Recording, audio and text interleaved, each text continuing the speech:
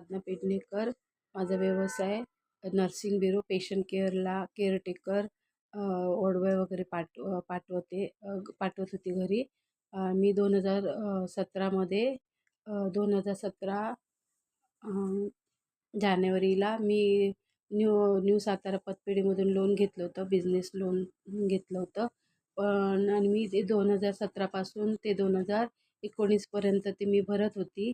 पण 2018पासून थोडंसं माझा बिझनेस मंदावत चालला. त्या कारणाने मी तसं पतपेढीला सांगितलेलं की मला म्हणजे त्यांना मी असं लेटर दिलेलं की मला होत नाही आहे म्हणजे 14,000 EMI भरायला, तर तुम्ही थोडा EMI कमी करा.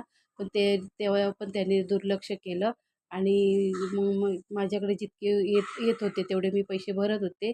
असे 19पर्यंत मी पैसे भरले. त्याच्यानंतर मग लॉकडाऊनच चालू झालं. लॉकडाऊनमध्ये पण मला पूर्ण बंद असल्याकारणाने आणि माझं दुकान पण लॉकडाऊनमध्ये जळालं. जे ऑफिस होतं ते, त्या कारणाने माझं पूर्ण इन्कमच स्टॉप झाले आणि लॉकडाऊनमध्ये माझी तब्येत पण बरी नव्हती. त्याच्यानंतर पण लॉकडाऊननंतर पण माझी तब्येत बरीच नव्हती. त्याच्यानंतर मला ते स्टॉप झालं, ते स्टॉपच झालं. पैसे भरले नाही आहे त्याच्यामध्ये आणि माझं इन्कमच पूर्ण बंद झालं तेव्हापासून, लॉकडाऊनपासून. तर ते आता ते मग पतपेढीवाले माझ्या बहिणीच्या रूमवर लेटर लावतात आणि धमकी देतात ते की ते तुम्ही तुमचं सील करणार असं. तर मी आतापर्यंत पैसे भरले भरपूर, पण आता ते म्हणतात नाही तरी पण सील करणार तिचा रूम, माझ्या बहिणीचा रूम. असं कसं चालेल?